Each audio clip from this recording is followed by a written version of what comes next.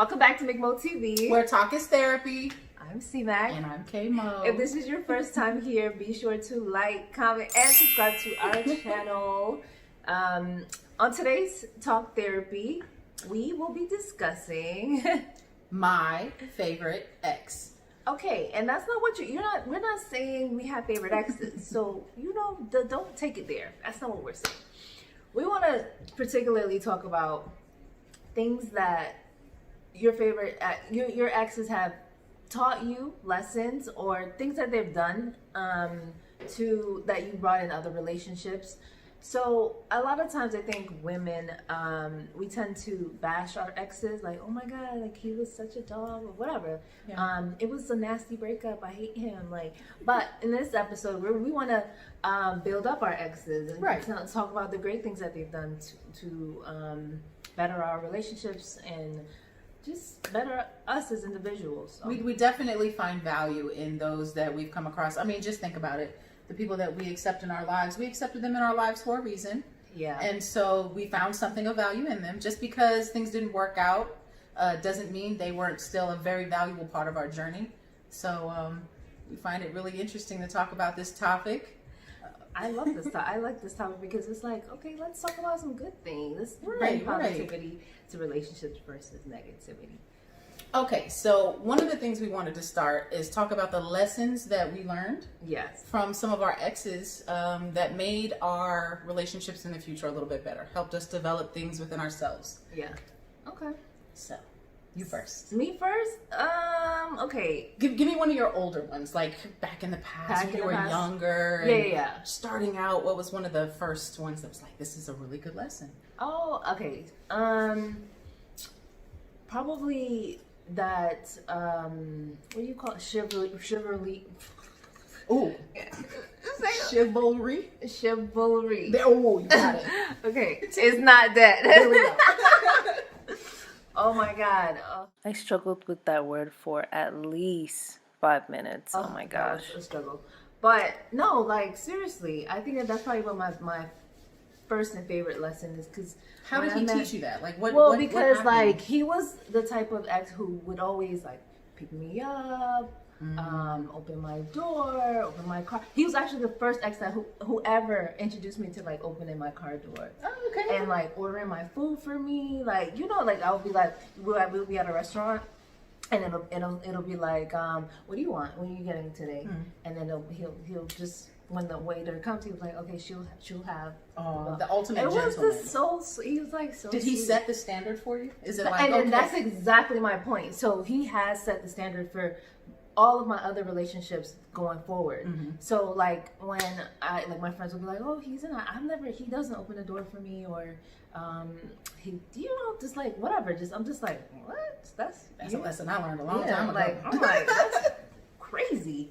So I think with that, I've always thought that my other exes or my exes after him have really big shoes to fit. Irony of that is he's tall, he has big feet, like it's just.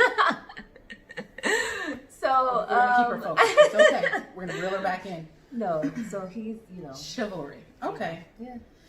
That's probably one of the biggest ones. I think that is one of the biggest ones to learn. For me. No, just for anybody. I feel like that's a very important one. I feel like if your father doesn't teach you how a man is supposed to. Chivalry. She got it. Oh shit, chivalry. That's her word for the day. No. But I do feel like if your father doesn't teach that to you, it's always probably your first or your second date, boyfriend. That kind of sets that expectation. Definitely. So for my experience, one of the earliest lessons that I learned was the ambition one, where if I'm on a certain path and I have a certain track in life and my brain is focused on achieving goals, I have to be with someone that is along that same path. If not, I end up dragging the person through my journey with me, which causes turbulence on their end because they're like, wait, I didn't want to take this trip. No, I understand that. So compatibility in that, hey, this is where I want my life to go. Where do you want your life to go? Oh, okay, we match. Or, oh, okay, dang, we don't match. But that's okay, you're still cool. And that's kind of what happened with the first one. Was like, man, you're so cool, but you're going this direction and I'm going this direction. Yeah. So yeah, but compatibility you're still cool. is definitely an important lesson as well. Because if you're not compatible, then like so many things are just like, especially like if it's like compatibility in like life or travels, or you know what I mean, like the future. If you're not compatible in those things, it's like like you'll end up going on two separate paths. And I honestly think that's where a lot of relationships happen when you marry really young, and then all of a sudden you get to 30 and you're like, wait a minute, you're going there and I'm going here. And a lot of couples, they have to like reset in order to stay together. Like, oh, okay, we are on different paths, but let's work it out to where we fit. Some couples don't. Some couples are like, we just grew apart. Yeah. And that's okay after 10 years, but that's not, Yeah. You have to think you spent 10 years. Yeah, and that's a long time to invest. Like, I mean, I don't want to say time wasted, but it's like I could have been. Yeah, I understand what you meant by that. Not wasted time, but time that you could have spent with someone in building towards a future that you were going to continue to still be able to build after that point. Okay. And another important lesson I would have to say would probably be the goal for us to like be healthy together. Like, when you're with your ex, like what you eat, like, are you guys eating the same thing, or you guys eating like fried foods versus like certain relationships you're like you're heavy on fried foods and heavy on going out to eat versus like heavy on working out and working. So I guess the lesson in that is, I guess, still compatibility in the things that you like. Lifestyle habits. Lifestyle habits for sure. Yeah. So I guess, the lessons that we learned from our exes turned out to be our deal breakers for the future. Yeah. For sure. Definitely. They help us kind of understand our boundaries for the next person and the things that we can accept. Definitely, you learn the deal breaker. I like them, and then we've mentioned this before in another episode, that it's very important for me to learn from my ex, like just different things about myself. I'm like, wow, like they brought that out of me, or they really made me feel like I could never deal with this in my next relationship. Exactly. So I think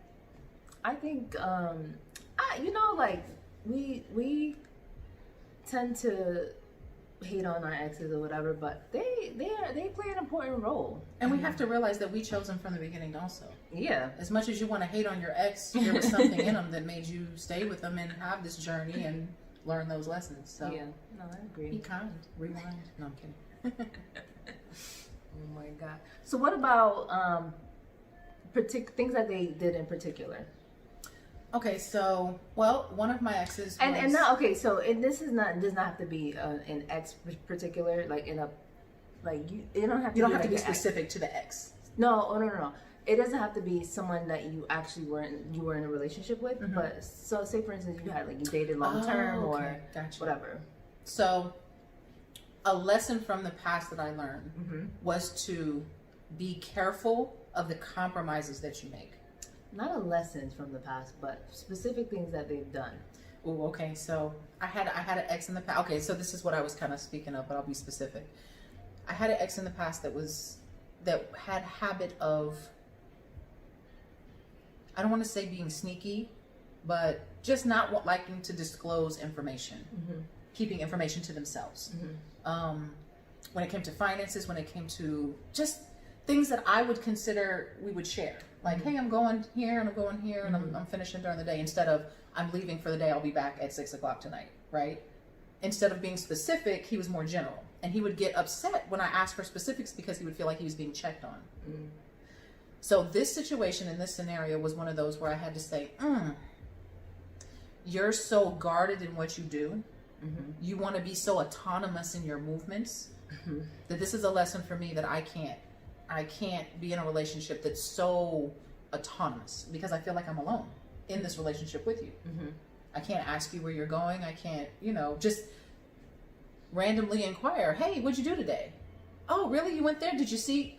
Because you feel like I'm prying. You know what I'm saying? Just And I feel like it's because of something he went through in his past with Yeah. with a previous relationship. But that was a lesson for I me. mean, dang, but why can't I ask you what, you know, you did today? Or why can't we, that's a brief conversation. Like, what? Like, how was your day? Oh, I stopped at the bank and you know what happened? I opened a business account. Like, And so you just would like, think, to me, it's this right. casual, dazzle. You would think that the casual conversation would pick up that way, but the conversations to be casual were more of on his level, such as like on a controlling nature. Mm-hmm. Like, this is what I want to talk about. This is the information I want to give. This is, and like I said, I honestly feel like he had been hurt or betrayed in the past, so he was so. And I gave him his benefit of the doubt, and that's what I'm saying. Everyone, we got to give the other side benefit of the doubt sometimes because we never know. Mm-hmm. But I honestly feel like he was hurt by somebody who he really loved, and it caused him to shut all the way down, even though he knew he wanted love again. Mm-hmm. And I just wasn't the one to work with him through those struggles at that point in my life. Mm-hmm. I feel like there are men out there that you can walk with them through some hurt and pain that they've been through, and they will come out the Prince Charming that you need them to be. But there are others, if you're not ready to help them through that, it's a dead journey. Understandable. So that was a specific lesson for me. So, what about a specific quirky thing that an ex have done? Quirky? Yeah. Oh my God, snore. Oh my God, snore. That you actually liked or I didn't like. I couldn't take We're it. talking about things that you like. Okay, like. I'm just saying, like. Ooh, snore. I need some sleep. Like, okay, I'm up. Some things that I liked about them. Well, one thing I liked about one was he was very. I am the breadwinner. I am the. Oh, I am the man. Oh yeah, I want to take care of you. So what do they call those? He had the provider's mentality. He has a provider mentality, right? Yeah, I love a man with a provider's mentality. Not necessarily saying, oh, you need to cover the rent, you need to cover boom, boom, boom, like, but just like, you know, you're my girl. I want to make sure you're taken care of. Right. Make sure you're good. And we'll always. And it makes that him feel always. good. Yeah, and that'll always work for me because I'm never gonna bring that. All I have to eat is what you bring to the table. That's not my personality. Right. I'm always gonna, bring something to the table. I'm always gonna, I've just always been like very independent in this lifestyle. Period. So it's like, So imagine if you get someone that just completely takes care of you. It's just like, how do I be? I mean, that may be a bump somewhere. I can open my own door once or twice. No, I'm kidding. Nah, I would never say that. I wouldn't even. I don't take away I shit away could from men. never do that. Like, it's not because I love that. I think that that's so sweet. And like ordering my food, if you did that, that's so sweet. Like, I love that. Like, that's kind of like you prepare. She'll have, and then you're like, that's you good, like, So I think that's really sweet. The provider mentality. Yeah. Yeah. And okay, so for me, like little quirky things that I think I really liked was if you know me, I love candy, and not like chocolates. I'm not really a big chocolate person. I mean I eat chocolate, yeah, of course, but I'm like a Starburst, Skittles, gummies, like those type of things are my favorite. And my favorite gummies are Cholies, and one thing that one of my exes used to do was sneak like Cholies into my purse. Mm-hmm. So I would be at work and I would, like you'd be shuffling through your purse and I'll see Cholies. I'm like, oh my God, like, it's like eat it all up. That was so sweet to me. Like, I literally love that. And one guy that I dated, he would always, I think one time I had like a really bad cycle, and I asked him, I was like, can you get me butt cake? So he went and got me the white chocolate raspberry bun cake. And that's because that's my favorite bun cake. So literally, like every time after that, every time he saw me, he would like bring a bun cake. That was literally so sweet to me. I'm like, wow. Sweets are the key to her heart. That's just not even. It's like that's what's crazy. We got Trolleys, we got Skittles, we got bun cake. I literally love that about. That's awesome. So yeah, so those are just a couple things that we learned from our exes that we wanted to talk to you guys about. And what do you guys think? Like, what are some of the things that you learned from your exes? leave some comments below. We always love to interact with you guys. You have left some amazing comments. Trust me, we are still giggling over some of the comments that we reread over and over again. So yeah, let us know about your favorite ex. Tell us a lesson that you've learned. Tell us a quirky thing that they've done. And make sure you like this video, and we will see you in our next video. Don't forget to go back and watch the rest of the Intimacy collection. We're definitely building upon that. And leave your comments so that we know what you like, and we'll dive down those paths. Bye. Bye, everyone.